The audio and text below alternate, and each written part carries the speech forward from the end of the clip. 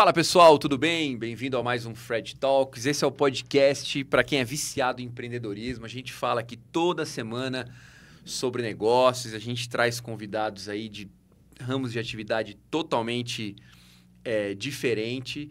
E hoje eu tô aqui com um convidado muito especial. Olha, eu tive até que anotar aqui o currículo dele, porque é um currículo extenso. Então, assim, ó, ele é advogado formado pela PUC de Minas, pós-graduado em Direito Público e Tributário, professor, procurador de justiça, tem mais de 20 anos de experiência em leilão de imóveis, arrematou seu primeiro imóvel com 22 anos e de lá para cá foram mais de 250 imóveis arrecadados. Ele é criador do método Lance Certeiro, que permite que pessoas comuns, mesmo no zero absoluto, comecem a ganhar dinheiro com imóveis de leilão sem sair de casa, e já teve mais de 2.000 alunos. Eu estou aqui com Charbel Elias Maroun. Charbel, muito bem-vindo. Opa, eu que agradeço o convite, estou à disposição aí. Maravilha. Charbel, a gente sempre começa o nosso podcast querendo entender um pouquinho a tua jornada empreendedora, a tua história como empreendedor, porque a gente sabe que isso conta muito, né? Como tudo começou, enfim. Então, o que eu queria entender? Como é que você começou lá no início, suas primeiras empreitadas aí, ali logo depois da faculdade, e aonde teve essa virada de chave, né? De falar assim, olha, vou trabalhar com leilão de imóveis. Não sei se você já começou assim, porque você comprou imóvel com 22 anos, mas como é que foi isso? Conta um pouquinho pra gente aí da tua jornada. Bom, meu primeiro imóvel eu rematei em 2002, né?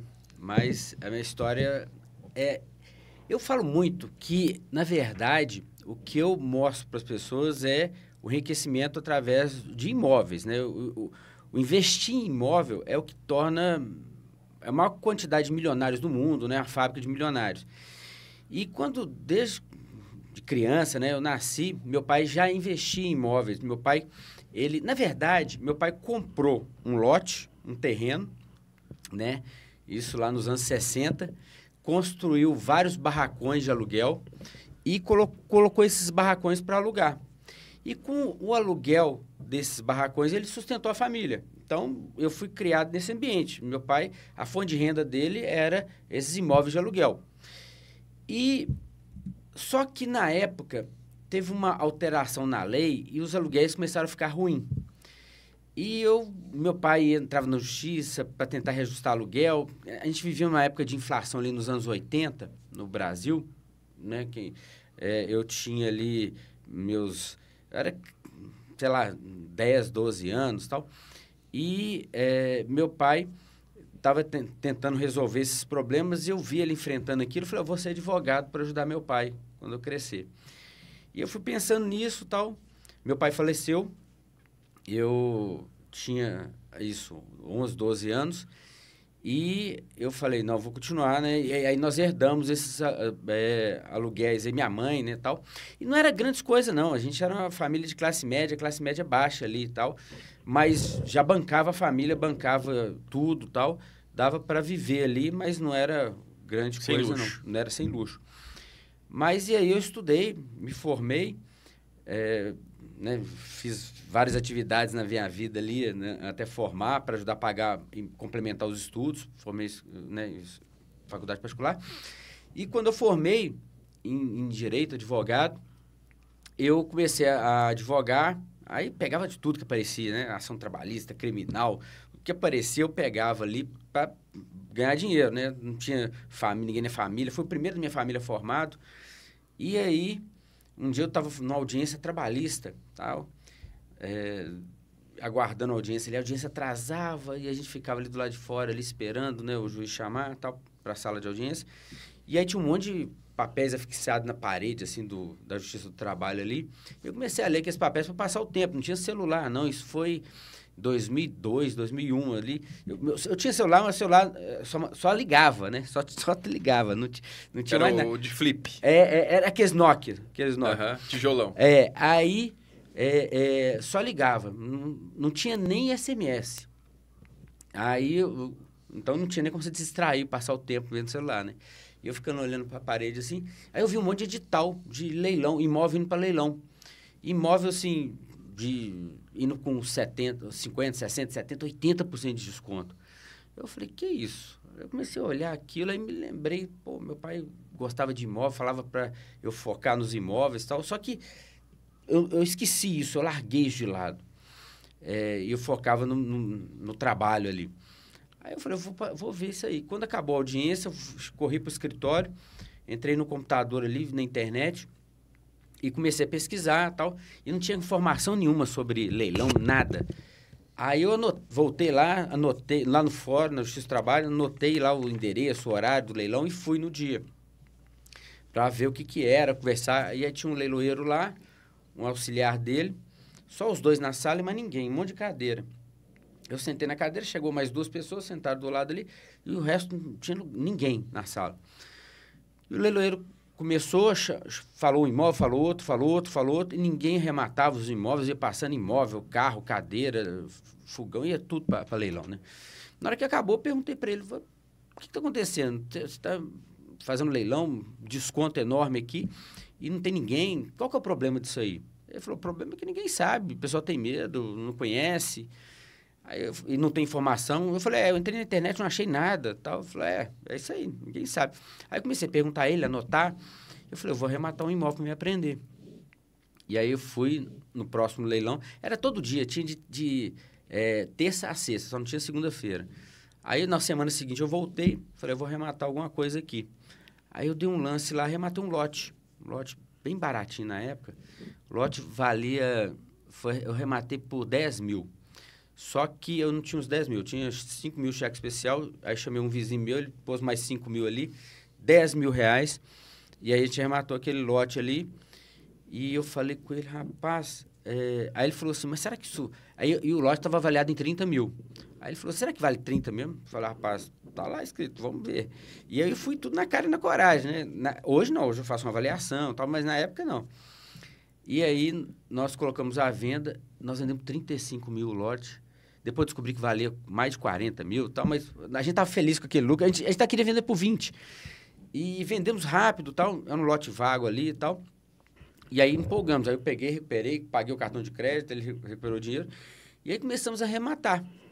Só que mesmo assim, eu vendo esse lucro todo, eu ainda não entendi que ali era o meu caminho. Eu arrematava ali, pegava o dinheiro e investia em outras coisas, começava a trabalhar. E depois, aí apareceu, eu falava, vamos arrematar mais um imóvel. Aí ia lá, arrematava outro. Eu estava arrematando, assim, 1 ou 2 imóveis por ano, assim, sabe? Não por causa do dinheiro. Porque comecei a ter dinheiro, o dinheiro multiplicar, mas eu não estava focando. Eu não tinha muito dinheiro, mas o dinheiro que eu tinha era o suficiente para arrematar. Tinha imóvel, tem até hoje, né? Imóvel tudo quanto é preço. E aí eu fui nesse foco ali. Aí um dia nós fizemos uma arrematação. Eu rematei eu sou de Belo Horizonte. Então eu rematei um imóvel lá, numa avenida que chama Raja Gabalha. E esse imóvel eu rematei por 50 mil reais. E aí era uma grande empresa que estava perdendo esse imóvel e ela começou a entrar na justiça, a recorrer para anular o leilão. E me ligava querendo fazer acordo, me devolver o dinheiro. Eu falei, não, tal. Me ofereceram o dobro do dinheiro que eu paguei. Eu falei, opa, tem alguma coisa estranha nisso aí. Aí eu fui lá, aí eu comecei a levar mais a sério e pedi um pessoal para avaliar. Avaliaram, estava valendo 500 mil reais. O terreno que eu comprei por 50 mil. Aí eu entendi tudo. Falei assim, rapaz, esse pessoal aí tá por isso que eles querem fazer acordo. Aí eu falei, tá avaliado em 500 mil, a gente tem que fazer um acordo nesse... Não, isso aí não, tal. E eles não faziam acordo. Aí foram recorrendo, eu deixei, também não estava preocupado. Aí acabaram os recursos. Quando eu coloquei a venda, eu vendi por R$1 milhão o lote. Nossa. Porque... Pagou 50 e vendeu por 1 milhão. 50. Levei 5 anos, mas foi uma valorização espetacular, né? E eu peguei um boom ainda de imóvel, né? Não sei se o pessoal lembra, antes de 2008, antes de 2007, os imóveis valiam bem pouco. Quando foi em 2008, nós tivemos a crise subprime nos Estados Unidos e tal. E o governo federal aqui, para que o Brasil não entrasse na crise, injetou dinheiro na economia. Injetou dinheiro. Foi até ruim isso para a economia como um todo, porque quebrou muita empresa e tal. Porque quando a empresa pega um dinheiro artificial injetado pelo governo, ela pega aquele dinheiro e coloca na produção dela, tipo assim, as construtoras colocaram para construir apartamentos e tal, só que não tinha gente para comprar, né? Eu estudo um pouco de economia, a gente entende, tem um negócio, uma escola austríaca de economia, em que você tem que investir de acordo com os sinais da economia. Se, por exemplo, os bancos têm muito dinheiro, porque tem muita gente poupando, colocando dinheiro ali. Poupando, que eu digo, não é de poupança, é qualquer tipo de investimento. Está segurando né? o dinheiro ali, né? Aí, se tem muito dinheiro no banco ali, o banco com muito dinheiro, ele começa a emprestar barato. E aí as pessoas têm a taxa de juros baixa, as empresas pegam, aumenta a produtividade, produz ou constrói imóvel ou faz o que for, coloca no mercado e tem gente para comprar porque tem gente com dinheiro guardado. Então, esse é o sinal certo da economia. Quando o governo injeta dinheiro na economia, ele dá o mesmo sinal, então as construtoras pegam esse dinheiro para construir, só que o sinal é errado, trocado, porque não tem ninguém com dinheiro guardado para comprar aquele produto no final. Então, muitas construtoras saíram comprando terreno, construindo, mas não tinha ninguém para comprar e saíram quebrando. Ou seja, o sinal é o banco está com dinheiro e não o governo injetar o dinheiro. Né? Isso. Uhum. E o banco tem que estar com dinheiro, porque o governo injeta o dinheiro no banco. Só que aquilo é artificial. O banco tem que estar com dinheiro em razão da poupança popular. Por quê? Porque está mostrando que tem muita gente com dinheiro guardado, então pode colocar produto na praça que vai escoar. Vai escoar. Mas quando é o governo que coloca, aí você faz a produção, coloca na praça e não tem como escoar porque não tem ninguém para comprar. Uhum. O governo injeta de um lado, não tem ninguém para tirar do outro. Então, isso é a escola austríaca de economia que explica isso. E isso são as crises. Os ciclos econômicos de crise é isso. Toda vez que você vê uma crise, por exemplo, subprime nos Estados Unidos, crise em qualquer lugar do mundo, é porque o governo injetou dinheiro, a crise de 29, a crise de 22, o governo injetou dinheiro, mas não tinha ninguém do outro lado para comprar. Então, não era dinheiro... não era um sinal da economia de que a população não tinha dinheiro. E aí isso aconteceu em 2008, aí os imóveis foram lá para cima, em 2011 saiu quebrando um monte de construtora aí, pessoal que comprava na planta, você pode ver que tem um monte de história aí em Call, tem várias construtoras aí que quebraram nessa época e tem algumas que foram quebrando depois, porque não tinha ninguém, né? Mas eu me beneficiei, para mim foi bom, porque eu vendi nesse boom. Aí eu peguei e vendi. Só que olha você ver como é que são as coisas. Eu vendi e mesmo assim eu não acreditei fielmente nos imóveis no leilão. Eu peguei esse dinheiro e montei um negócio. Eu falei, pô, tem gente ganhando dinheiro. Tinha uns amigos meus ganhando dinheiro com distribuição de medicamento. E me chamaram para ir junto. Aí eu peguei dinheiro, coloquei lá para distribuir, criar posto de distribuição de remédio e tal. Confiei na expertise deles, coloquei o dinheiro lá e quebramos. Não deu certo. E aí eu quebrei, tá? No empreendedorismo. Mas quebrei de uma forma que eu fiquei zerado. Eu só não fiquei em dívida, por quê? Porque eu tinha imóvel para vender e pagar as dívidas. Eu digo o seguinte, eu comecei a advogar. Aí, nessa época do leilão, que eu comecei a mexer com leilão, eu comecei a especializar em execução de dívidas. Então, a minha especialidade maior é executar dívidas. Porque você teve essa experiência com essa empresa? Não, é porque eu comecei a ter experiência com leilão. Por que o imóvel vai para leilão? Porque tem uma dívida, né? De alguém que está devendo, e aquela dívida faz ou penhorar o imóvel da pessoa e mandar para leilão, ou o financiamento do imóvel, que o imóvel vai para leilão. Mas que foi o caso dessa empresa de 50 mil que você comprou o imóvel. Era um caso desse. Isso. Ah, tá. Dessa empresa. É isso. Não da minha que eu quebrei. Sim. E eu falei, pô, então vou direcionar aqui minha advocacia para a cobrança de dívida, a execução de dívida judicial. E foi dando muito certo. Eu fui ganhando dinheiro ali e tal. E aí, no leilão, e meu patrimônio foi crescendo com o imóvel. Mas mesmo assim, eu falei, não, vou investir aqui no negócio. E quebrei tudo. Aí, quando eu falo o que sobrou para mim? O que sobrou para mim foi imóvel. Quando você pega... E eu, nessas minhas execuções, o que eu descobri? As empresas podem quebrar, mas a empresa que tem imóvel, ela quebra, ela ainda tem um patrimônio ainda para salvar ela. As pessoas podem quebrar, mas se elas têm imóvel, elas ainda se salvam porque o imóvel ainda dá aquela sustentabilidade. Eu nunca vi, não conheço nenhum caso de pessoas que não estão ricas ou enriquecendo investindo em imóveis e muito menos pessoas que quebraram por causa do investimento em imóveis. Na verdade, os imóveis foram o que salvou de outros investimentos errados. E aí, o imóvel me salvou desse investimento errado, me salvou ao ponto, não de eu ficar com dinheiro, mas de eu não ficar com dívida. Então, eu saí zerado. Eu saí sem dívida trabalhista, sem dívida tributária, entreguei meus imóveis todos e comecei do zero de novo. E aí, eu estava zerado, aí que eu fiz um concurso, passei de concurso para procurador e tal. E esse concurso me deu uma estabilizada, e aí eu voltei para os imóveis e comecei a arrematar imóvel em leilão de novo. Rematei, comecei a ganhar dinheiro. E aí eu comecei a investir em ações, investir em várias coisas, criptomoedas e tal. Um monte de coisa eu invisto. Só que nada me dá retorno como imóvel, de leilão principalmente. Por exemplo, ações. Eu invisto em ações desde 2014, 2015 ali. Comecei a investir na eleição de 2014. As ações caíram quando o governo da Dilma ganhou a eleição, as ações foram lá para baixo, tá? Então, não interessa aqui a questão política, não, mas é o que é fato. As ações caíram lá para baixo. Aí todo mundo fala, compra ações do Banco do Brasil, não sei o quê, porque tá barato. Aí foi lá que saí comprando. Quando foi o impeachment, caíram mais ainda, porque fica aquela instabilidade, né? Não sei o que vai acontecer, e aí eu comprei mais ações. Aí veio o outro governo, do Temer, aí subiu. Aí, quando veio em 2018, as pesquisas, eleição, quem ganha Haddad, quem ganha Lula está preso, não sei o quê, as ações caíram de novo. Aí, Bolsonaro ganha, as ações sobem. Em 2022, as ações caíram de novo. Ou seja, de 2015 até 2022, minhas ações só andaram de lado. Elas sobem, descem, sobem, descem. Sobe.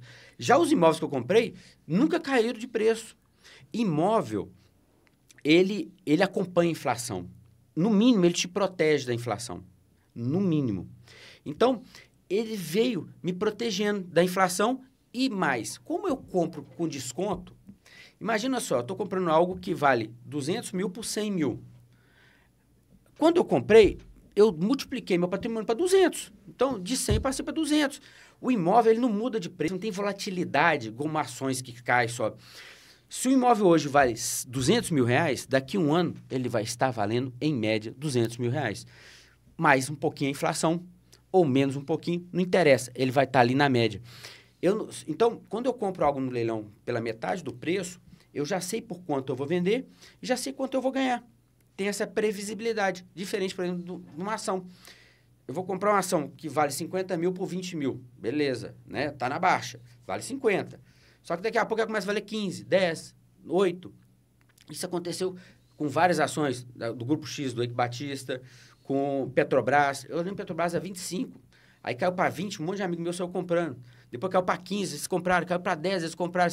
Caiu para 4, eles venderam. Quer dizer, começaram a tomar prejuízo. Aí depois só para 10 de novo. Então, eu comecei a entender esse mercado nessa história aí de entender tanto da minha história quanto da história econômica do Brasil e quanto vendo o mundo, né? Não tem um bilionário no mundo que não investe em imóvel. Ele pode investir um pouco mais, um pouco menos. Até o Warren Buffett, que é o maior investidor de ações do mundo, ele investe em fazenda, ele compra várias fazendas. Então, assim, e ele fala assim, porque, perguntaram para ele, por que você investe em imóvel, depois das ações são imóveis? Porque tem finalidade. O imóvel, ele não é especulativo. Para que serve um apartamento? Não é para mim ganhar dinheiro, para alguém morar. Então, basta que as pessoas queiram morar nesse apartamento que eu vou vender ele. Então, que ele tem finalidade. É diferente, por exemplo, de eu comprar uma ação na questão especulativa de esperar o valor subir para vender. Eu preciso que as pessoas confiem naquela ação para ela subir. Se a pessoa desconfiar, ela cai, independente dos fundamentos da empresa. A empresa pode ter um fundamento excelente. Se as pessoas... não, o mercado está... a Rússia invadiu a Ucrânia, lá na Europa. Não, vou vender minhas ações aqui no Brasil. Tem nada a ver, mas vou vender, entendeu? Agora, o meu apartamento não vai mudar de preço, nada. Pode a Rússia invadir a Ucrânia, pode o presidente dos Estados Unidos ganhar um A ou B, pode o presidente do Brasil falar bobagem. Vai mudar nada o preço do meu imóvel. Então, eu entendi isso no contexto Então, no contexto mundial, e o Warren Buffett fala isso. Fala, eu tenho minhas fazendas, as pessoas precisam dela para plantar, para colher, para produzir, para criar produtos para o mundo, para consumo. Então, assim, independente de qualquer coisa que acontecer no mundo, vai ter produtividade, tem finalidade. Então, eu acabei entendendo isso no mercado e foi essa minha história aí de eu focar nisso. E eu digo, muito mais do que comprar imóveis em leilão. Ali eu descobri que é um caminho de acelerar, de você chegar mais rápido. Mas, independente disso, imóvel é um investimento que torna qualquer um rico e ele é democrático. A pessoa não precisa de ter negócio, não precisa de ter estoque, funcionário, fiscalização, ele não precisa ter um empreendimento. É um negócio que é acessível para qualquer um, tem imóvel barato, tudo quanto é preço, começa com 5 mil, 3 mil reais. Então, assim, é um empreendimento que a pessoa não precisa ser um gênio.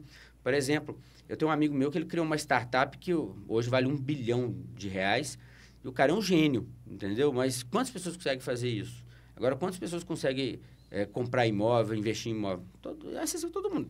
Tem que ter conhecimento? Tem que ter um mínimo conhecimento, mas não precisa ser gênio, precisa adquirir conhecimento. Como que funciona essa parte de leilão de imóveis na prática? Ou seja, hoje está tudo digitalizado. Hoje você tem a tecnologia, internet, deve ter mudado um pouco desde a época que você começou. Mas hoje como é que funciona isso na prática? A pessoa quer comprar um imóvel de leilão. Qual que é os passos assim básicos que ela tem que dar e quais são os principais erros que a pessoa tem que tomar cuidado para não cometer? Bom, eu digo o seguinte, tá?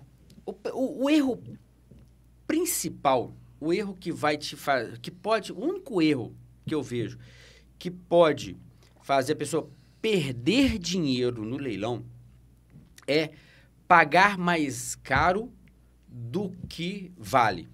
É o único erro. Avaliação, então. São dois fatores. Saber quanto você vai pagar, mas aí vai. Avaliação, né? Você saber quanto vale o imóvel ali e saber o que tem de despesa envolvida ali no caminho, né? Então, o imóvel vale 200 mil, está indo por 100 mil no leilão, né? Mas que despesa além daqueles 100 mil que eu tenho que pagar? Eu tenho que pagar as dívidas do imóvel? Vamos supor que o imóvel tem dívida é um apartamento, tem dívida de condomínio e IPTU. Eu tenho que pagar isso? No leilão, na maioria das vezes, você não precisa pagar essas dívidas que o imóvel tenha. Essa é a vantagem em relação a comprar o imóvel no mercado. No mercado, você tem que conferir CND, essas coisas todas, porque se tiver dívida ali, você paga. Mas no leilão, não. Basta ver no edital ali. Se no edital fala, ó, dívida de condomínio, dívida de IPTU, de quem é a responsabilidade. Então, Mas aí o prejuízo fica com o condomínio? Não. Aí que tá. Se nós temos dois tipos de leilões. Tem um leilão de banco, que é o extrajudicial, e o leilão da justiça, que é o judicial. Se for o leilão de banco, o banco vai pagar. O banco vai pagar o condomínio e IPTU. Se for leilão da justiça, a justiça vai definir. Por exemplo, eu comprei imóvel por 100 mil, então eu paguei os 100 mil lá. A justiça vai definir se aquele 100 mil vai para o condomínio IPTU, né? Ou se vai para... Vamos supor que é uma dívida, alguém cobrando uma dívida ali num processo. Ou se vai para aquela dívida, uma dívida trabalhista. Aí a justiça vai definir, ou ela rateia ali. Então, vai depender. Mas, em alguns casos, o condomínio fica no prejuízo, a prefeitura fica no prejuízo com o IPTU. Não um prejuízo total, mas uma parte do prejuízo. Por quê? Porque, às vezes, o próprio imóvel não dá conta. Eu rematei um imóvel, ele vale 900 mil reais. Eu rematei por 400 mil. Esse ano, no primeiro semestre. Esse imóvel, ele tem uma dívida de condomínio de 1 milhão e 200 mil reais e uma dívida de IPTU de 1 milhão e 800 mil reais. Ele tem quase 4 milhões em dívida. Só que ele vale 900 mil. Não é melhor o juiz vender, né? E ninguém queria comprar porque tô com medo, todo mundo com medo dessa dívida. Só que essa dívida estava bem claro que não era para o rematante pagar. Só que o pessoal não entendeu. Acho que não, né? Porque só eu dei o lance, só eu que rematei. E aí, o juiz pegou os 400 mil, deu 200 para o condomínio, 200 para a prefeitura e eles ficaram felizes. Por quê? Porque, no fundo perdido já. Pô, imagina, um imóvel de 900 mil, ninguém ia pagar 900 mil, porque é no leilão. Leilão você vai pagar menos. Por que você paga menos? Porque se for pagar o preço de mercado, você vai no LX lá, entra no site, na Zap Imóveis, lá e compra, né? Então, você já vai comprar mais barato. E aí ele sabe, fala assim, ó, Ou a gente resolve isso agora e o próximo comprador, ele começa a pagar, por exemplo, eu comecei a pagar o condomínio, IPTU em dia, tal, aluguei o imóvel, tal, agora vou colocar a venda. Mas ou o comprador começa a pagar, ou senão fica aquele negócio ali pro resto da vida. Então é melhor zerar, resetar a vida. Todo mundo toma um prejuízo que não vai receber um dia, não vai receber nunca, né? A prefeitura acontece isso, o condomínio também. Então, acontece. Mas, quais são os passos? Então, falando isso, quais são os passos? O passo é, primeiro, a pessoa, antes do leilão, ela fazer uma análise prévia de não se tem dívidas. Se houver, se o edital fala de quem são as dívidas se existirem, de IPTU e condomínio. Basicamente é isso. Se tiver alguma dívida que não está no edital, não é sua responsabilidade. Não. Tá. Como é que você sabe, por exemplo, se o imóvel não está ocupado? Por exemplo, sei lá, alguém não está lá dentro, que tem que tirar. Tem tudo isso no edital? Tem isso no edital. Se não tiver no edital, tá com essa informação com o leiloeiro, tá? Ou essa informação, tipo assim, se é uma ação judicial, está dentro do processo judicial, tá? Essa informação. Mas essa questão de estar ocupado, isso é bobagem, tá? 90% dos imóveis que eu remato estão ocupados. Se eu for rematar só imóvel desocupado, não ganho dinheiro, não faço dinheiro. Mas aí você tem que entrar com o despejo. Aí que tá. Primeiro é o seguinte, o imóvel ocupado, ele tem menos concorrência e maior desconto. Então, eu vou ganhar mais dinheiro com ele. 8 a cada 10 que eu arremato, que estão ocupados, eu desocupo ligando, numa conversa, no amigável, de forma amigável. Sem despejo, sem nada. A gente chama de missão na posse. Eu ligo, negocio com o ocupante, eu digo para o ocupante, rematei esse imóvel aí. O ocupante, a pessoa que está ali dentro, eu falo ocupante porque pode ser o ex-proprietário, inquilino, pode ser vários tipos de pessoa. A pessoa já sabe que está no leilão, já sabe que vai sair. E já sabe há muito tempo, tá? O imóvel, quando ele vai para leilão, as coisas estão rolando, né, de notificação, paga dívida para não pagar, que o imóvel vai para leilão, já tem mais de ano. Então, a pessoa já está ali sabendo, tá? Então, quando você liga, ele já estava esperando. Quando vai para leilão, já acompanhou, já viu que alguém rematou, então está esperando alguém entrar em contato. Aí eu ligo, entro em contato e falo, arrematei esse imóvel aqui e quero, e agora eu quero ver com você o dia que você vai me entregar as chaves para eu tomar posse, tal, ter que fazer uma reforma, veja bem e tal. Aí a pessoa fala, aí tem dois tipos de reação. Tem um que dá uma reação de espanto, não estou sabendo. Aí tem um que dá uma reação tá certo, vamos negociar. Nos dois, eu trato do mesmo jeito, porque eu sei que não estou sabendo, conversa, tá? Tem muita gente que acredita na pessoa que está ali ocupando, mas é conversa. Eu falo, não, beleza, mas é isso que aconteceu, eu rematei, então deixa eu te contar o que aconteceu, já que você não está sabendo. É isso, isso e isso. Mas eu quero negociar com você e tal. E aí eu entro em negociação com a pessoa. E eu tenho técnicas de negociação que eu utilizo, que uma delas eu dou um prazo bem curto para a pessoa mudar, para que... Em técnicas de negociação, a gente tem que usar ancoragem. Tem um negócio chamado ancoragem. Se você deixar outra pessoa ancorar o prazo, por exemplo, ancoragem pode ser de valor, pode ser de prazo. Então, por exemplo, se eu falar com a pessoa assim... Te dou uma semana, mas você pode dar 2 meses. Isso. Deixa o cara falar, eu preciso de um mês, preciso de 1 mês e meio. Tá bom, então assina aqui e você sai, né? Isso, eu ancoro por baixo. Porque se eu der 2 meses, ele vai querer 4. Porque eu estou ancorando em 2 meses. Então, ali pode ser para cima e para baixo em 2 meses. Eu coloquei 1 semana, então se ele me pedir 2 meses, vai ficar meio ridículo para ele. Falei, pô, não, né? Mas ele podia... Não, eu preciso de 2, né? E você daria 1 mês, né? Eu daria 1 mês, daria até 2, entendeu? Depende do caso. Só que eu ancoro para baixo. Eu não pergunto ele quanto tempo ele precisa. Eu falo assim, você consegue me entregar sábado que vem? Ou no dia tal? E que isso? Não. Aí ele leva aquele susto, né? Aí cai a ficha, na realidade, eu falo, não, papá. Aí ele começa, não, preciso... Aí ele vem com 2 semanas, 1 mês e tal. Aí eu, pronto, já ancorei do jeito que eu quero. O que ele quer, eu já tô querendo. Já tô satisfeito, entendeu? Aí eu já vou, não, mas pô, 1 mês, veja bem. Eu até dou, mas eu entrego como se fosse a maior dificuldade do mundo, como se fosse a maior conquista dele, conseguir aqui 30 dias. Pra ele não pedir mais também. Pra ele não pedir mais. Então, isso é técnica de negociação que a gente vai usando.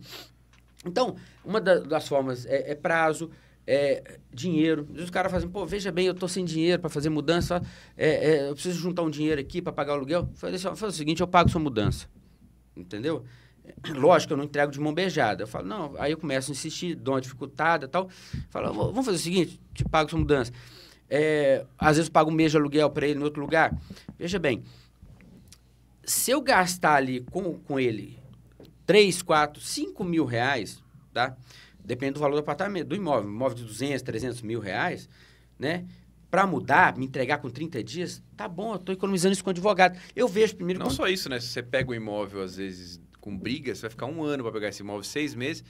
6 meses de aluguel Você acelera o negócio e resolve. Você ganha muito mais. E veja bem, eu vejo quanto que vai ser o meu custo. Advogado não, porque eu faço, tal, mas eu tenho escritório que faz isso, tal. Mas eu tenho um custo, né? Mesmo que a gente trabalhe, a gente tem que ser remunerado, né? Mesmo que seja pra gente, né? Claro. Né? Senão... Então, eu faço o custo. Quanto que seria jurídico com isso e tal? Vou gastar 4 mil. Então, beleza, tem 4 mil para dar para esse cara aí, para me entregar. Porque em tudo aqui eu vou levar 4 meses, 5, até 6 meses para desocupar. Então, se eu pegar o mesmo valor e desocupar com 30, eu estou ganhando dinheiro, né? Então, aí eu já tenho aquele parâmetro de negócio. Então, isso é importante, você ter esses valores. Você pensar, antes de ligar, já pensar tudo que você vai falar, tudo que o cara vai tentar falar, se preparar. Se o cara vier com uma coisa que você não está preparado, fala, opa, aí eu vou pedir um tempo para pensar a resposta. Tal.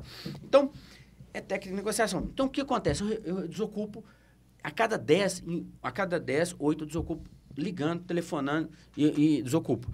Os 2 que não dão certo, eu vou para a justiça. A justiça hoje, a lei, ela garante... o juiz te dá uma liminar para desocupação de 15 a 60 dias. Então, hoje é bem mais rápido. O que acontece quando você vê que uma pessoa está demorando a tomar posse, alguma coisa assim, é porque a pessoa que arrematou, ela não sabe o que fazer. Imagina só, você não sabe nada. Você vai lá e arremata o imóvel hoje. Acabou de dar o lance, ganhou, o leiloeiro te mandou as guias, você pagou, vai fazer o que agora? Está ocupado, vai fazer o quê? Aí você vai pensar o que você vai fazer. Aí você vai, o que eu vou fazer agora? Quem que eu vou procurar?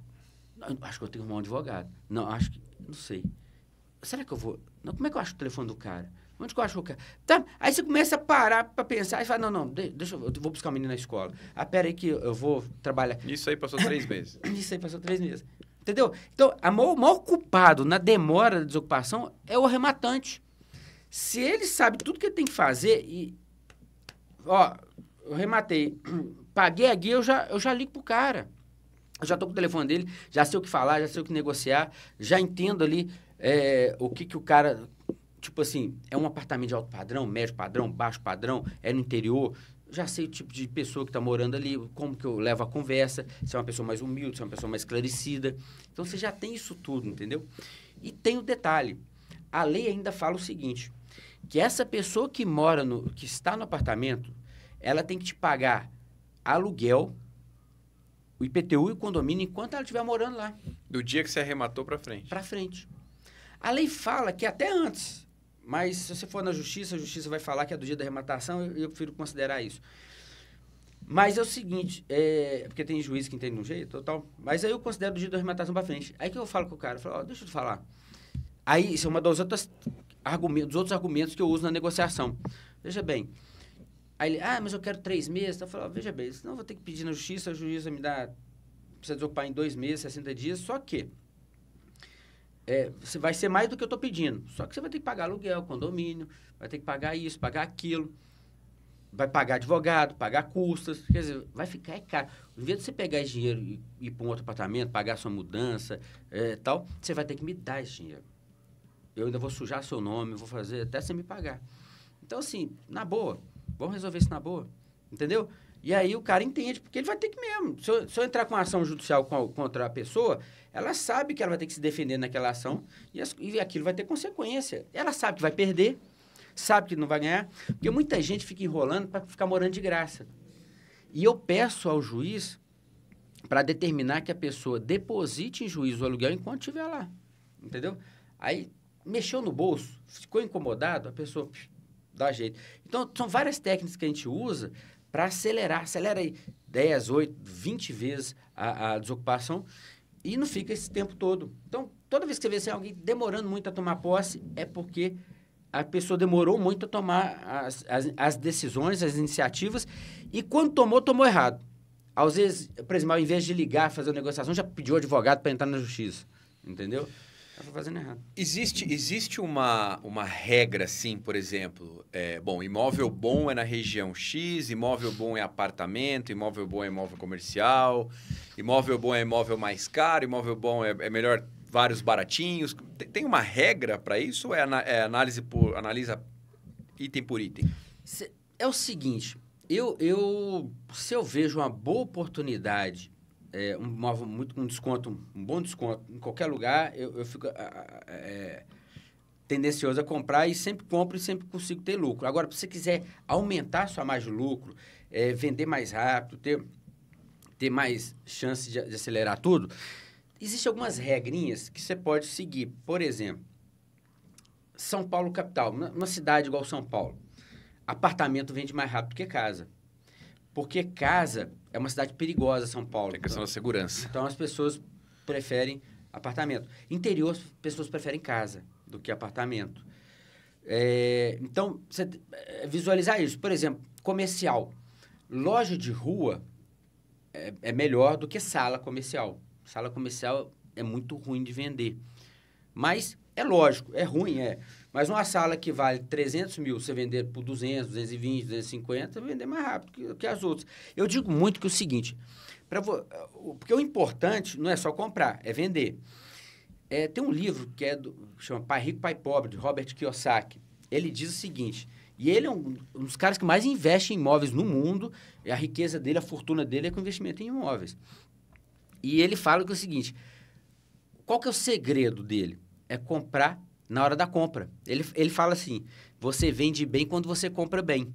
Então, comprou bem, você vai vender bem. Então, se eu comprei com um grande desconto, um bom desconto, desembolsei pouco dinheiro, eu consigo vender aquilo bem. Se eu tenho um apartamento, tá? Num prédio, à venda, e naquele prédio tem 3 apartamentos, e nos prédios do lado tem 2, 3 também vendendo, e todos do mesmo estilo, tá? No mesmo prédio, é tudo igual, do mesmo padrão e tal. Qual vai vender mais rápido? Vai vender mais rápido, primeiro, o que tiver melhor preço, porque eles são concorrentes. Então, se eles forem iguais, tem um que está 300, outro está 250, outro 270. Qual vai vender? 250, é igual. Agora, se eles forem iguais, aí você faz uma reforma um pouquinho melhor, deixa ele um pouquinho mais bonito, uma reforminha básica, uma pinturinha e tal, para não ficar parecendo um cativeiro, né? Ficar um negócio mais bonito. A pessoa abrir a porta, olhar assim e falar, oh, legal. E preço. Se ele tiver um preço menor que o da concorrência e você que comprou em leilão tem condição de fazer isso, porque você comprou mais barato que todo mundo, então você vai vender mais rápido. Eu estava com um apartamento à venda, eu gosto de vender meus apartamentos em 90 dias. Se em 90 dias eu não vendi, eu falo, tem algum problema, deixa eu ver o que está acontecendo. Aí, eu estava com um apartamento, e esse apartamento, eu comprei ele por 170 mil no leilão, e ele é 350 de mercado. E eu coloquei ele à venda 349, né? Aquele número de comércio, né? 349. Então, 350. Tinha 3 no mesmo prédio vendendo, 350, o meu 349, né? Então, mais barato. Porque também não quero começar lá embaixo, porque você nunca vai vender um imóvel, eu não vou falar nunca, mas quase nunca, pelo preço que você está pedindo. Todo mundo vai comprar um imóvel e vai pedir um desconto. É raro, eu nunca vi. Aqui no Brasil, com certeza. Eu nunca vi. Eu nunca vendi um pelo preço que eu pedi, sabe? E se alguém vendeu, tudo bem, mas eu nunca vi. Às vezes a pessoa está apaixonada com aquele imóvel, né? Tem um monte de gente querendo, fala, não, vou pagar aqui para não perder. Mas então eu pus lá 3,49 porque eu sabia que ele ia baixar mais ainda. E aí, eu tenho 2 parâmetros que eu analiso. Se o imóvel está tendo muita gente procurando ele, mas não estou recebendo nenhuma proposta ou pouca proposta. Ou se não tem ninguém procurando esse imóvel. Tá anunciado. Primeiro tem que estar anunciado, viu, gente? Porque tem gente que fala assim, eu tô 2 anos estou vendendo meu imóvel, outro dia eu perguntei assim, mas está vendendo como? Está anunciado onde? Esperando alguém pedir. Manda um anúncio. Não tem anúncio. Ah, quem que é o corretor? Ah, eu não tem corretor. Eu falei com a vizinha que estava vendendo. Ela falou, não, você vai ficar uns 20 anos para vender. Porque vende imóvel é anúncio, né? As pessoas têm que saber que está vendendo. A pessoa vem falar isso comigo. Então, aí o que acontece? Eu liguei para corretor, eu pus uns 4 corretores vendendo, estava anúncio e tal, e gente olhando, ligando, indo lá, Mas ninguém fazia proposta. Eu tinha uma proposta ali, queria entregar carro no meio. Eu só gosto de dinheiro, né? Financiar, tudo bem, mas... Falei, não. Aí eu liguei para a corretora e falei assim, tem um monte de gente indo ver esse apartamento e ninguém está fazendo a proposta direito, decente, não? O que está acontecendo? Se tem... Ninguém está procurando, ninguém está te ligando para ir lá ver seu imóvel, é porque o preço está caro. Então, se o preço está caro, você tem que abaixar o preço. Porque a pessoa bate o olho no anúncio, está caro, não vai te ligar. Agora, se as pessoas estão te ligando, estão indo lá ver e não estão te dando, fazendo proposta, o preço está no padrão de mercado. Não é que está barato, está no padrão de mercado. Só que o seu imóvel está com algum defeito. Algum defeito que está assustando as pessoas. Aí eu perguntei para a corretora, aí eu tenho uma corretora mulher, né? Mulher é bom para detalhe, né? Aí eu perguntei para ela, ela falou assim, aquela cozinha é horrível. Eu falei, pô, que choque, você não falou isso. Ela falou, não, porque a gente fala isso com os proprietários, eles brigam com a gente, eles acham que a gente que tá... Eu falei, não, você tem que me falar isso. O que tem na cozinha? A pia é horrível. É porque era um apartamento de 3 quartos, então era para família. Então sempre ia o marido com a mulher. Falou, a mulher bate o olho naquela cozinha, ela não quer aquele apartamento. Eu sou mulher, eu adoro aquele apartamento, mas aquela cozinha eu não queria para mim. Aí eu chamei uma arquiteta, né, recém-formada, ela, né, que eu acabei de conhecer, que eu tinha conhecido, e ela cobrou barato lá, falei assim, dá uma ajeitada nessa cozinha para mim, vai com a corretora lá, tal, foram lá, tal. Eu gastei uns quase 4 mil, 3 mil e pouco reais na cozinha, com corretor, com arquiteto, com tudo. E eu já tinha gasto com a reforma, né, tinha feito a reforma, eu tinha gasto ali uns 14 mil, 15 mil reais na reforma do apartamento. E com a cozinha também.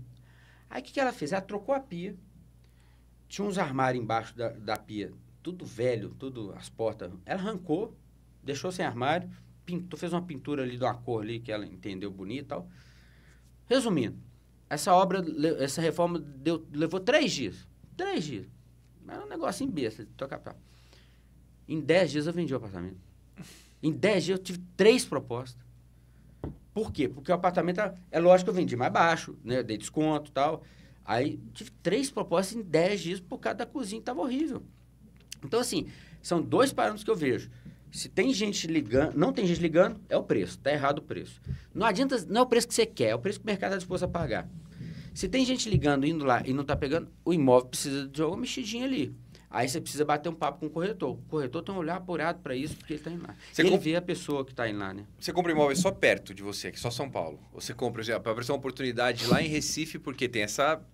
Tem que ver lá com o corretor, tem toda essa questão de reforma. Essa distância atrapalha ou não? Não. Na verdade, eu compro em qualquer lugar do Brasil. Uma das coisas que eu desenvolvi no meu método é comprar à distância, é comprar sem sair de casa. Rapaz, eu compro, reformo e vendo, tomo posse, tudo, eu não saio de casa. Tem imóvel que eu vendo, assim, metade dos meus imóveis eu compro e vendo sem nem conhecer o imóvel. Mas tem uma região do Brasil hoje que é melhor? Assim, você fala, poxa, estou pegando muita coisa nessa região. Não tem. O que tem é o seguinte, a região que você tem... Por exemplo, eu tô com arrematações em Pernambuco, Rio Grande do Norte, São Paulo, Minas Gerais e Goiás. Por quê? Porque, primeiro, dessas 3, Minas Gerais, São Paulo e Pernambuco, eu conheço de morar, já ter morado, tal, ter amizade, ter gente na região, então eu gosto disso. Mas, por exemplo, Rio Grande do Norte, que eu vi lá uma cidade que estava com vários imóveis muito baratos, imóveis de 10 mil, 12 mil, 15 mil reais, casas, uma cidade de porte médio, de vários imóveis Minha Casa Minha Vida, ali. Fiz uma pesquisa de mercado e vi que ali tinha um potencial. Aí, o que eu faço? Eu entro em contato com o corretor da região, com o correspondente imóveis da Caixa, correspondente Caixa, com motoboy da região. Então, eu pego o telefone, contato, WhatsApp e vou fazendo coisas. Vou arremato, né? Tudo você faz online, arrematação. Aí, primeiro eu mando eles lá, né? O corretor vai na porta lá. Se está ocupado, o cara só vai na porta. O cara não entra, não bate na porta. Tem gente que vai lá bater na porta. Bobagem isso. Ele vai na entrada, olha. Ó, esse imóvel aí tá bom, aqui a região é boa, pode comprar que vende. Ele, não, essa região é ruim.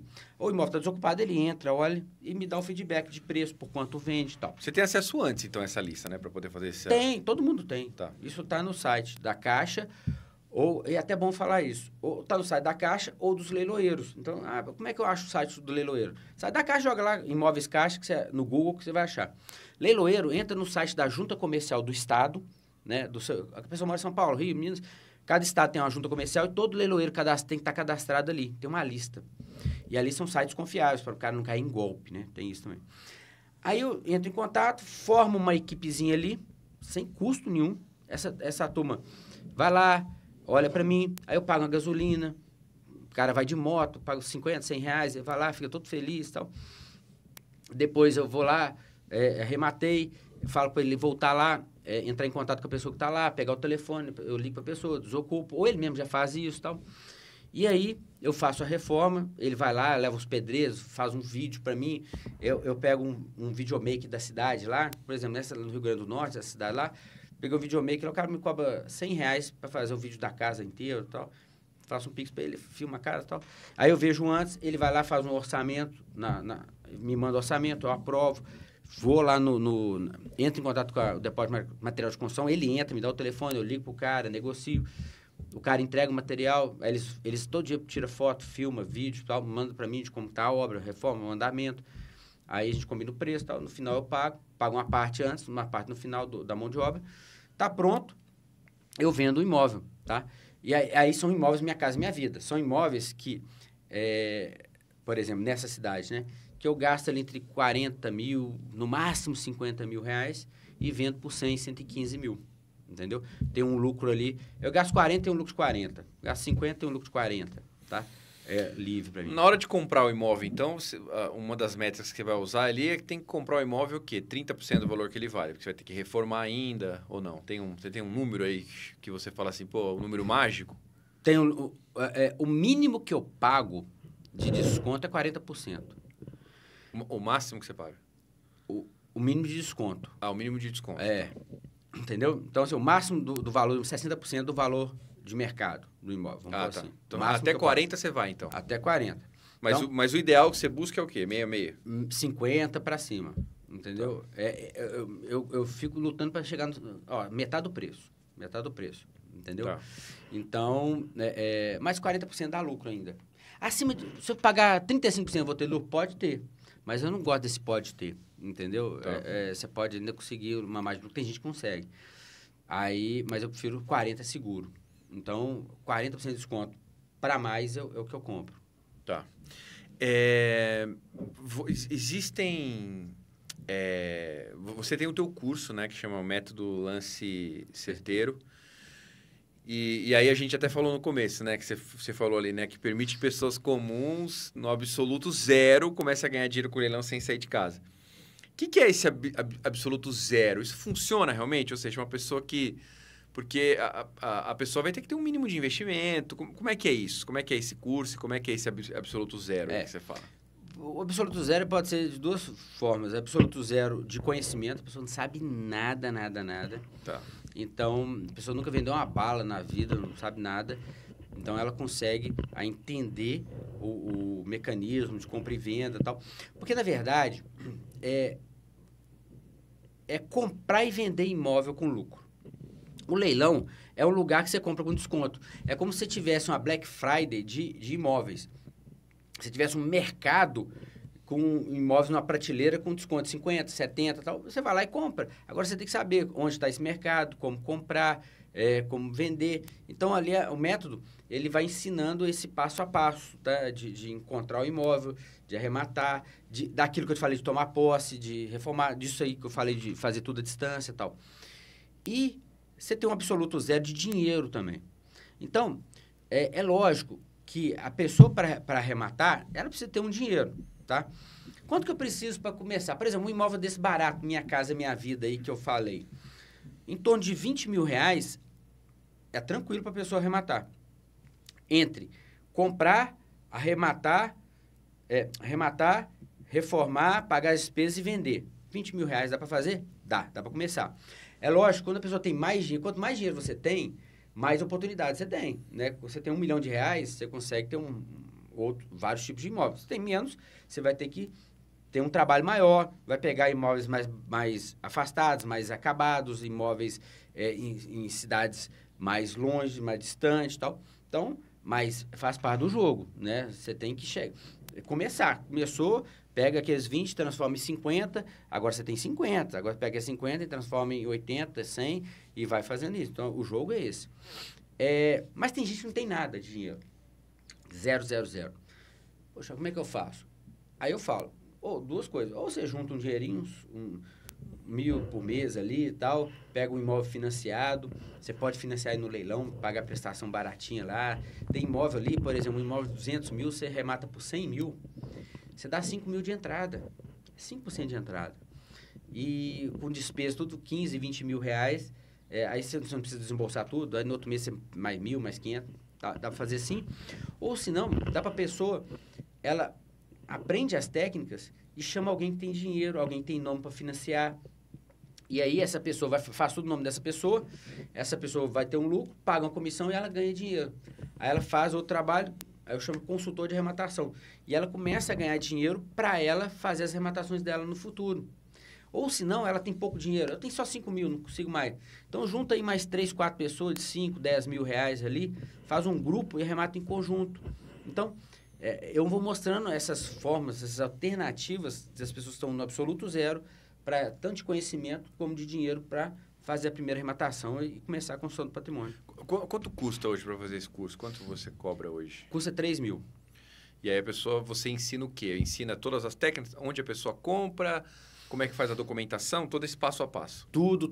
A pessoa tem todo, além de ter acompanhamento, tem aula ao vivo, tem aula gravada, tira dúvidas por WhatsApp, por e-mail e tal. É em grupo? É em grupo. Você faz uma vez por mês, como é que é? Esse curso, eu abro de 3 a 4 turmas por ano. Tá. Poucas turmas que eu abro. Eu abria mais, agora eu tô diminuindo, sabe? Mas assim, esse ano, por exemplo, não tem mais turmas. Vou abrir a próxima só em 2025. E o que acontece? Tendo mais pessoas, né? Porque a pessoa às vezes fala assim, por exemplo, beleza, eu tenho 5 mil, mas não tem mais ninguém que eu conheça. Aí ali, dentro do curso, você tem uma comunidade de alunos que você pode ali fazer network, por exemplo. Gente, eu estou com 10 mil reais aqui, quem tem mais dinheiro aí, vamos juntar, arrematar, tem 5. Ou senão fala, gente, tem um imóvel no leilão aqui perto de casa, aqui na minha cidade, mas eu não tenho dinheiro. Alguém quer vir aqui, quer fazer, eu faço todo o procedimento, a gente combina. Ou, gente, eu descobri um imóvel na cidade X, só que eu moro no outro estado. Tem alguém dessa cidade aí? Entendeu? Vira uma comunidade. Vira uma comunidade de network. Legal. Desses 250 imóveis que você já arrematou, né? Quantos que deram que você ganhou dinheiro e quantos você fala assim, tanto se eu perdi dinheiro. Chega a perder dinheiro com algum imóvel ou não? Ser sucesso total. Nunca perdi dinheiro. Nunca. O que acontece é o seguinte, o menor lucro que eu tive, 35% de retorno no imóvel, tá? O que aconteceu foi, eu não diria um prejuízo. Esse imóvel me deu 35% em 11 meses. Lucro excelente. Mas eu já tive 60% de lucro em 3 anos. Que, para mim, foi um lucro baixo. Que eu levei 3 anos. Foi justamente... Eu peguei o meio da pandemia ali. Eu rematei 2019, final de 2019. Eu estava para tomar posse, veio a pandemia. Aí, parou tudo. Não tem como tomar posse, né? Tal, a gente entende e tal. E aí, eu só consegui resolver o embrólio do imóvel em 2021, final de 2021. Porque tem muita gente na cabeça que a pandemia durou 2020, né? Durou 2 anos. 2021 sim. Tudo fechado ainda, né? Uhum. Então, eu levei 2019, 2020, 2021 para resolver esse imóvel. Aí me deu... Era para me dar de 50% em um ano, me deu 60% em 3 anos. E o maior case foi aquele da empresa? Foi esse da empresa. Você investiu 50 mil e vendeu por 1 milhão. 1 milhão. Tá. Mas teve outros casos similares ou não? Eu tô com um caso agora, que eu acabei de arrematar um imóvel por 250 mil. Ele é avaliado em 1 milhão e 600. Acabei de arrematar. Apartamento? Ele. É uma casa, lá em Recife. Tá. O que acontece com essa casa? Eu ainda a gente tá finalizando a desocupação dela. Ela foi para leilão várias vezes. E as pessoas não queriam arrematar porque tinha medo da pessoa que estava ocupando a casa. Aí, o dia que eu fui... alguém conhecido e tal. Aí, alguém, né, conhecido, política e tal. E aí, ninguém queria arrematar. E aí teve uma pessoa que arrematou, e eu não sabia desse leilão. Uma pessoa arrematou e desistiu. E o pessoal não arrematava, e teve um que arrematou e desistiu e me contou. Falou, Chave, eu arrematei esse imóvel, só que ele foi conversar com... É uma casa, tem uma rua, sabe essas ruas que tem vigia? Que fica vigiando a rua, né? E ele conversou com o vigia da rua. Ele falou assim, eu desistia, porque ali é confusão, não sei o quê. Aí ele ouviu o vigia e ficou com medo, sabe? E depois eu falei, esse vigia deve espantar todo mundo. É bom que eu já não converso com ele. Aquela história que eu te falo, o pessoal acredita nessas coisas e tal. Aí ele veio me procurou, falou, Chave, eu quero desistir desse leilão, mas só que eles querem me cobrar uma multa, porque se você desiste, você paga a multa. Aí eu falei com ele assim, eu compro de você. Por quanto você pagou? Ele falou, ele pagou, com tudo deu 300. Eu falei, não, 300 não pago não, eu pago 250. Ele pagou uns 100 mil de multa. Aí eu falei, ele falou, não, pega, não quero ver esse negócio mais não. Peguei, mandei o pessoal lá entrar em contato com o ocupante, o cara queria comprar o imóvel. O cara falou, numa boa, não, eu quero comprar. Aí, comecei a negociar com ele, depois ele ficou enrolando o negócio do preço, falei, não, vamos desocupar, que é melhor, tal. Aí, nós acabamos de combinar um prazo para ele desocupar. Aí, dentro desse prazo, se ele arrumar o dinheiro ou financiamento que for, eu vendo para ele. Senão, ele me desocupa. Já fizemos contrato, já assinamos, tal, já homologamos tudo. Foi um dos mais tranquilos que eu tive e eu fiquei assim, sabe? Eu acho que todo mundo acreditava no vigia da rua, sabe? Sim. Porque, não sei, ou na história, né? Eu acho que ninguém nunca procurou ele, porque para mim foi tão tranquilo, cara. E o cara que falou, ainda bem que apareceu alguém que eu quero comprar esse imóvel. Eu já fiz um monte de reforma nele e tal. Então, o que acontece no leilão? Se o imóvel, ele vai, ninguém remata, ele volta, ninguém remata, ele vai cair no preço. E esse era da Caixa. E a Caixa vai aumentar, porque a Caixa, não sei se o pessoal sabe, mas o banco não pode ter muito imóvel no patrimônio.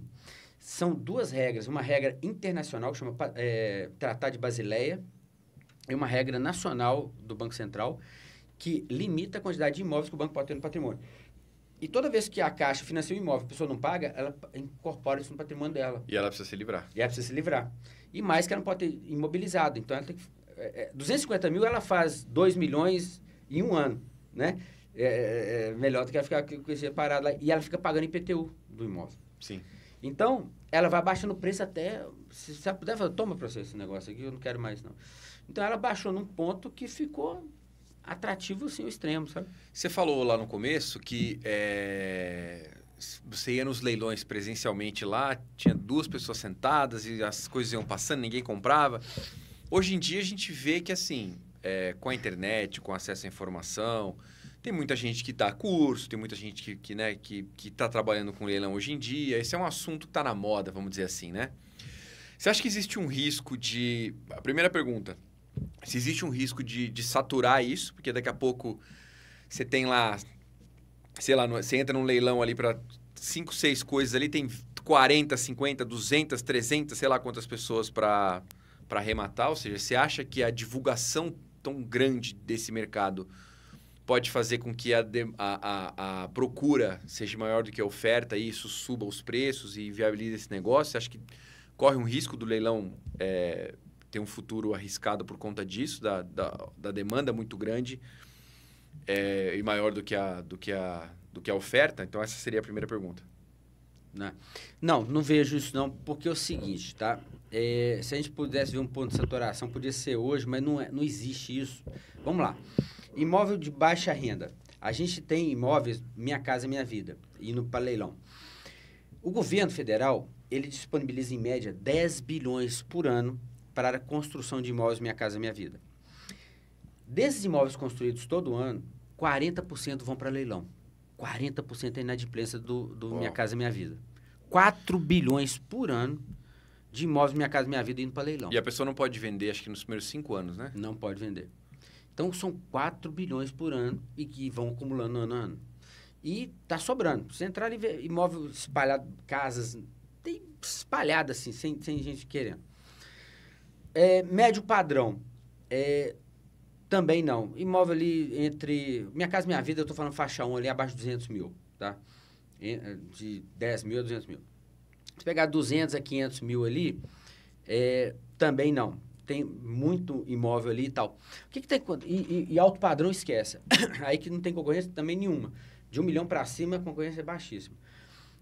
O que acontece é o seguinte.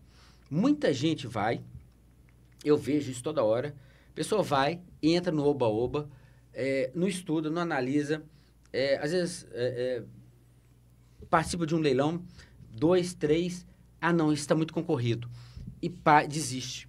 Ou se não, o que está acontecendo muito, os leiloeiros têm me falado, as pessoas arrematam, jogam o lance lá em cima e desiste e não paga.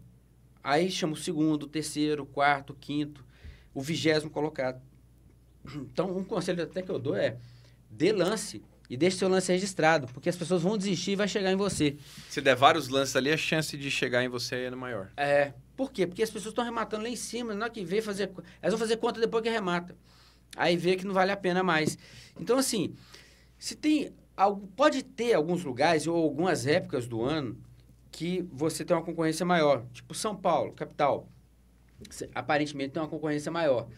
Mas sempre estou vendo imóveis ali sem concorrência ou imóveis que as pessoas arrematam e desistem. O que acontece muito quando a pessoa vai para o leilão sem preparo e sem estratégia, ela vai arrematar o quê? O apartamento do lado da casa dela, o flat mais bonitinho e tal, que todo mundo tá de olho e chove de concorrência. E aquele que parece mais feinho, aquele imóvelzinho, um prédio mais velho, mais antigo, ninguém quer. Só que os dois vão dar o mesmo lucro, os dois vão dar 100 mil reais de lucro. Mesma coisa. Então, eu remato o que ninguém quer. Eu vou atrás desse e fico focado nesse. Desde as épocas anteriores, os bons imóveis tiveram concorrência. Então, essa época que eu falei que tinha poucas pessoas na sala de audiência, mas, por exemplo, tinha 3 pessoas na sala lá, disputando o mesmo imóvel. Então, o imóvel bom, ele sempre teve concorrência. A diferença é que agora na internet você consegue ver mais os imóveis, mais gente vendo. Mas, por exemplo, se você selecionar 20 imóveis no leilão, dentro de um mês, você vai arrematar um. O que as pessoas fazem? Elas selecionam um imóvel, hoje, dia 10. Aí a pessoa tem um imóvel que vai para leilão dia 25. A pessoa olha aquele imóvel e fala, beleza, esse que é o imóvel da minha vida, esse que eu vou ganhar dinheiro, que eu vou arrematar, e fica, aí entra na internet, olha o imóvel, e vê tal, esperando chegar o dia 25. Chega no dia 25, estava todo mundo fazendo a mesma coisa, a concorrência é grande, e perdeu a oportunidade, a pessoa desanima. Pô, fiquei um mês para arrematar, você vê, a concorrência é pesada, esse negócio tem muita concorrência, está saturado e vai embora. Se o cara, nesse período todo, tivesse participado de 20 leilões, que é fácil, ele tinha arrematado um. Então, a pessoa foca num, se preocupa com um, fica naquele, apaixona por aquele, e aí dá errado aquele, aí ela pega aquela amostragem como se fosse o leilão no Brasil inteiro e tudo quanto é lugar. E não é. Então, basta fazer essa análise, pegar maior quantidade, ampliar o leque, maiores regiões e não focar só nos bonitinhos, não. Focar em ganhar dinheiro. Tá. E a outra pergunta que eu ia te fazer é o seguinte, existe aquelas lendas urbanas, né, de que alguns leilões, assim, os leilões favorecem grandes investidores, né, os tubarões ali no mercado. Hoje, o negócio leilão de imóveis, ele é justo ou existe essa desigualdade ou existe mutreta por trás disso tudo ou não? Entrou ali, tá todo mundo com a mesma chance de arrematar ou não? Existe realmente essa lenda urbana que os bons negócios são feitos fora do online? Não tem isso mais, não. Existia antes, tá? Hoje como todo leilão é online, né? Quando o leilão era misto, poderia... Ou misto não, presencial, né? Poderia existir, por exemplo, o leiloeiro não fazer uma divulgação, falar com uma pessoa só e tal. Mas hoje, como é online, não tem isso, não. O que acontece hoje em dia é o seguinte, quando você está num negócio, as oportunidades aparecem. O pessoal fala assim, é sorte. Por exemplo, o Chave deu sorte de arrematar um lote de 50 mil e vender por 1 milhão. O Chave deu sorte de arrematar uma casa de 1 milhão e 600, 250 mil. Mas, o que eu falo? A sorte acontece para quem está preparado. Então, quando você está inserido Aí não é sorte, é que você está inserido. Quando você está, por exemplo, qualquer atividade que você exerce na sua vida, você está inserido naquela atividade há muito tempo e focando naquilo, vai aparecer a oportunidade de ganhar dinheiro. Você vai ter o ganho de dinheiro ordinário, que você ganha sempre, e sempre vai aparecer uma oportunidade de você dar uns picos de ganhar dinheiro ou ganhar muito dinheiro. Aí depende de você, tá preparado para abraçar aquela oportunidade. Por exemplo, poderia aparecer essa casa aí de 1.600.000, 250.000 e eu não tenho os 250.000. Então, não estava preparado. A oportunidade apareceu. E eu podia chamar alguém também para arrematar. Então, o que acontece é o seguinte. Quando você está inserido, está arrematando sempre, e a gente fala os grandes tubarões, que eram sardinha e foram virando tubarão porque foram construindo patrimônio, o que acontece é o seguinte. Teve um imóvel, isso acontece comigo sempre. Tem um imóvel que vai, por exemplo, se eu cadastro no imóvel, habilito naquele imóvel e não dou o lance, ninguém dá o lance, o leiloeiro sai ligando para todo mundo que habilitou. Ninguém quis não, você não quer não? Tem certeza? Entendeu? Ou o leiloeiro te conhece, que seja tanta remata, tá lá participando, ele, poxa, tem um imóvel aqui, um apartamento que ninguém quis e tal, dá uma analisada aí e tal, vê se o preço estiver muito alto, faz uma proposta, a gente passa essa proposta para o juiz, vamos arrematar, eu convenço o juiz que ninguém quis porque está caro, faz parcelado, vê o que você pode fazer, você tem interesse? Eu falo, deixa eu ver, eu vou lá, analiso, eu tenho, mas assim, assim, assim. Por exemplo, tem um apartamento que, no litoral paulista aqui, ele vale R$200 mil, ninguém quis esse apartamento. O leiloeiro me ligou, poxa, ninguém quis, apartamento top, filé. Aí eu analisei e falei, sabe por que ninguém quis? Porque o juiz colocou no edital que quem arrematar vai ter que pagar o condomínio IPTU. O apartamento vale 250 mil, eu vi lá no valor de mercado. Estava avaliado 250. Só que se eu juntar o IPTU e o condomínio, mais 100 mil de lance, que era o lance que eu ia dar, estava chegando em R$500 mil. Como é que eu vou comprar um apartamento de 250 por 500? Aí falou assim, então vamos fazer uma proposta para o juiz ali, que você vai dar os 100 e não vai pagar nem o IPTU nem o condomínio. Falei, então faça. Fez, o juiz aceitou. Entendeu? Uhum. Então, é isso que acontece. Não foi treta, não foi nada. Foi para leilão, foi para leilão, foi para leilão, ninguém quis, o leiloeiro começa... O leiloeiro, ele é um corretor, ele é um vendedor. Ele ganha comissão, né? Ele ganha comissão. Então, o juiz fala com ele, então tenta vender isso aí. Ele sai ligando para o mail list dele. Se você não arremata, você não está no mail list dele, você não vai ter essa chance, ninguém vai te ligar, ninguém vai conversar com você, você não vai arrematar. Então, é isso que acontece hoje. Você está inserido no mail list ali do leiloeiro, da justiça, eles vão te procurar, porque eles sabem que está ali um bom comprador, uma pessoa que entende. Você falou por exemplo, um apartamento na praia. O negócio é comprar e vender, comprar e alugar, ou, por exemplo, não vale a pena hoje em dia com o Airbnb da vida, porque a gente sabe que tem gente que às vezes tem apartamento no litoral que faz 10 vezes o que vale o aluguel alugando, porque, né, chega no final do ano, o cara faz quase 30% do valor do imóvel em alocação, né? É loucura. Você já chegou a ter experiência em relação a isso ou não? De pegar imóvel e deixar no Airbnb ou o negócio é vender? Já, e é muito bom, tá? É muito bom, sim. O que acontece é o seguinte, tá? Eu falo que tudo que é meu tá vendendo, tá à venda. Se quiser comprar meu celular agora, tá à venda, tá? Só que, por exemplo, um apartamento que ele é bom para Airbnb, que ele é bom para locação, eu coloco ele à venda acima do valor de mercado. Então, eu deixo ele locando, Airbnb, o que for, ou locação. E, por exemplo, ele é bom para locação, né? O apartamento vai 500 mil, mas no Airbnb, num ano eu ganho 100 mil nele. Muito bom. Então, eu ponho ele para vender por 700, por 600, 700, acima do valor do mercado. Então, se alguém vier comprar, eu vendo. Mas por quê? Porque eu vou reinserir ele no leilão. Mas o meu objetivo é sempre comprar para vender. Sempre comprar para vender. Eu só deixo na locação se eu ver que vai me render mais do que está na aplicação ali. Vai alugar rápido também, se é um lugar que demora para alugar também, não vale a pena, que você tem que pagar despesa, né? Condomínio, IPTU durante o ano, tem depreciação. Isso tudo tem que entrar na conta. Mas se entrou na conta e vale a pena, principalmente litoral, aí eu deixo locando. Tem uma estratégia que eu comecei agora, tá? Agora que eu digo desde o ano passado. De montar uma carteira de imóvel de aluguel, Airbnb e tudo mais, tá? Então, vamos supor que você pegue ali um imóvel que te dê 100 mil por ano. Você tem 20 imóveis, 2 milhões por ano. Então, eu tô trabalhando na carteira nesse padrão, tá? O Airbnb, ou locação e tal, limpo, livre de despesa, de imposto e tal, né? Porque você tem que considerar isso tudo. Então, toda vez que entra um imóvel nesse padrão para mim, eu tô tentando fazer isso. Ver se eu aloco. Ah, não deu para locação? Não, volta para venda. Tá. Gabriel, eu queria agradecer a tua presença, a gente já indo para o final aí, e queria que você desse suas considerações finais aí, e aproveitando, né, te dando um gancho para essas considerações, a gente sempre fala o seguinte para quem vem aqui, né? Se você pudesse mandar um áudio de 5 minutos, né? Por mais que não existisse telefone naquela época, eu sou dessa época também, se você pudesse mandar um áudio de 5 minutos para você lá de 18 anos de idade, nem fez faculdade ainda, o que você falaria para ele? Ou seja, você daria as dicas de como seguir esse caminho mesmo? Não faz isso. O que você falaria pro Jabel lá de 18 anos de idade? Eu diria o seguinte, esquece tudo que você está vendo aí na sua frente e foca em imóvel. Começa a comprar imóvel.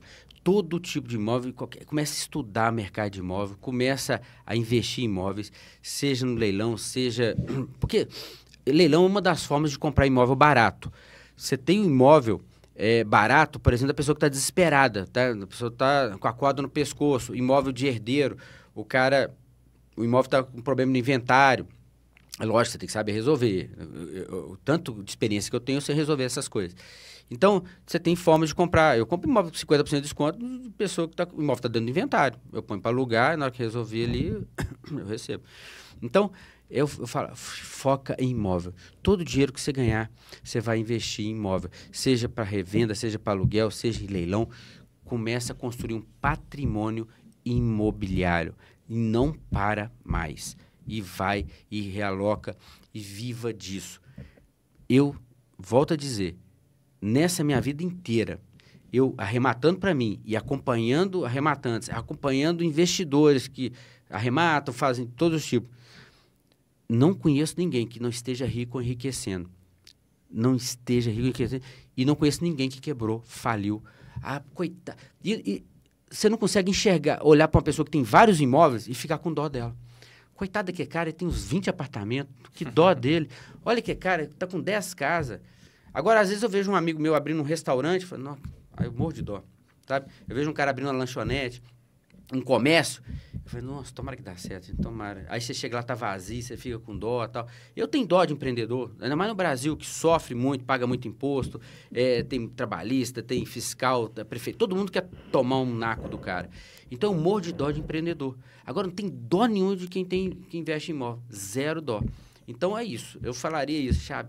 Esquece ações, esquece todo tipo de investimento. Não vai abrir negócio, vai trabalhar assim para você ter dinheiro e pegar esse dinheiro. Porque você tem que ter renda para ir construindo seu patrimônio. E vai construindo seu patrimônio. Compra.